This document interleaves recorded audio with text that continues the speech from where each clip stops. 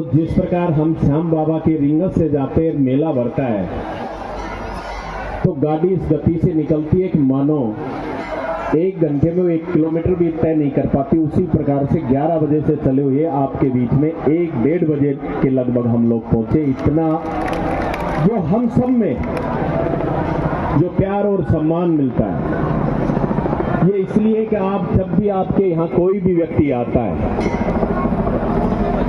तो ये सभी लोग अपने पलक पावड़े बिछाकर उसको देव तुल्य मानकर उसकी आराधना करते हैं और उसका मान और सम्मान करते हैं। और मेले में जहां भी जैसी भी व्यवस्थाएं रहती है, हर व्यक्ति के पास एक व्यक्ति जरूर खड़ा रहता है।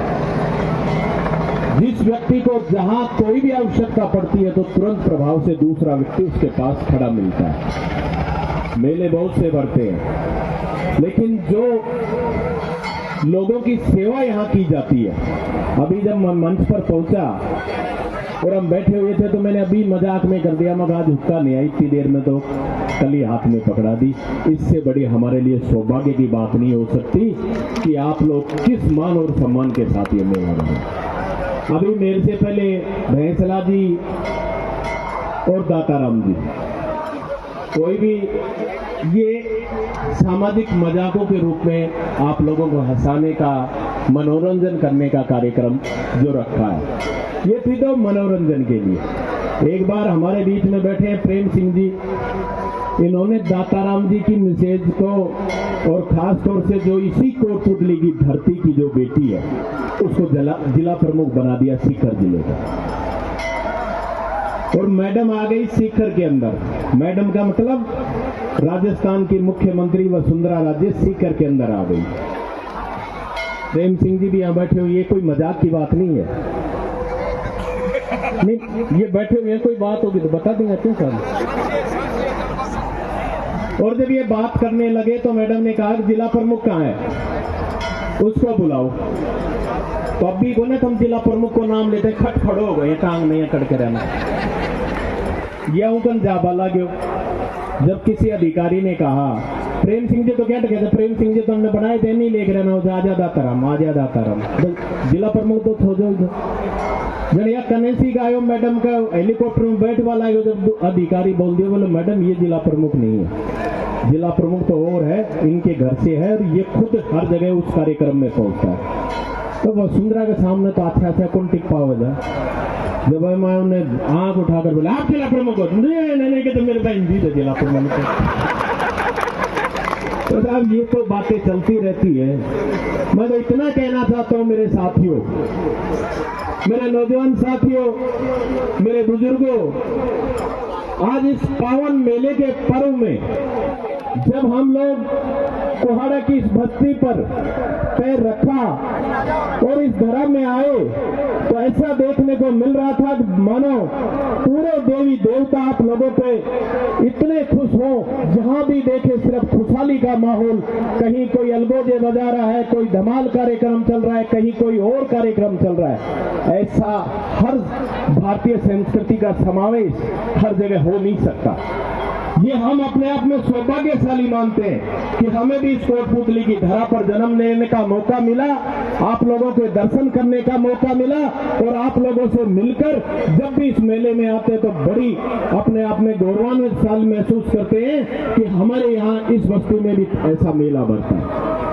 मैं तो आज ज्यादा लंबा नहीं कहता हूँ, इतना जरूर कहना चाहूंगा साथियों कि सदैव मैंने एक ही बात कही है और आज भी कहना चाहूंगा कि रामस्वरूप कसाना इस कोटपुतली की जनता के लिए बना है। ये बात अलग है कि मैंने जब कुछ भी नहीं किया तो आप लोगों ने राजस्थान की उस बड़ी महापंचायत में मुझे भेजने का कार्यक्रम भी आप लोगों ने के द्वारा चुना गया। मैं जब विधायक बना तो मैं सोचता था कि मैंने ऐसा कौन सा राजनीति में काम किया जिससे मैं विधायक बना, लेकिन वो समझ में नहीं आया। मैं कई बार एक मन में विचार करता था, परमपिता परमेश्वर से कामना करता था कि हे परमपिता परमेश्वर, मुझे इस कोटपुतली की जनता ने राजस्थान की उस बड़ी महापंचायत में भेजा, ये बात तो सही है, लेकिन मुझे इतनी शक्ति प्रदान करना कि जब मौका मिले इन लोगों को तो इन लोगों की सेवा कर सकूं, इन लोगों के सुख और दुख में काम आ सकूं, इतनी शक्ति प्रदान करना। साथियों, आप लोगों के लिए लड़ाई लड़ने के लिए सदैव रामस्वरूप कसाना तैयार रहता है। और जब आप लोगों को मौका, मुझे भी मौका मिला, आप लोगों ने बात कही तो मुझे भी आज अपने आप में गौरवान्वित महसूस करता हूं कि मैंने भी समाज के लिए, जब आप लोगों ने एक आवाज लगाई तो मैंने कहा कि रामस्वरूप कसाना की राजनीति किसी पार्टी की मोहताज नहीं है। रामस्वरूप कसाना किसी पार्टी के लिए मोहताज नहीं था। अगर रामस्वरूप कसाना की राजनीति किसी व्यक्ति से या किसी समाज से है तो ये मेरे सामने बैठे हुए मेरे बुजुर्गों से, नौजवानों से, इनसे है। और जब मौका मिला तो मैंने कहा था, आज भी कहना चाहता हूं, जो कर्ज आप लोगों ने मुझे दिया, मैं इस जीवन में उस कर्ज को उतार नहीं सकता, लेकिन वादा करता हूं कोटपुतली की जनता से कि रामस्वरूप कसाना जब तक जिएगा आपका कर्ज नहीं चुका सकता, लेकिन समय पर ब्याज चुकाने का काम करता रहेगा। ये विश्वास दिलाना चाहता हूं। साथियों, आज फिर कहना चाहूंगा इस मंच के माध्यम से कि जब समय आएगा राजस्थान का इतिहास लिखने का तो कोटपुतली पीछे नहीं रहेगी। हमें आवश्यकता पड़ी अपने खून से, लहू से अगर इतिहास लिखने की, तो मैं विश्वास दिलाना चाहता हूं कि कोटपुतली का नाम राजस्थान के स्वर्ण अक्षरों में लिखा जाएगा।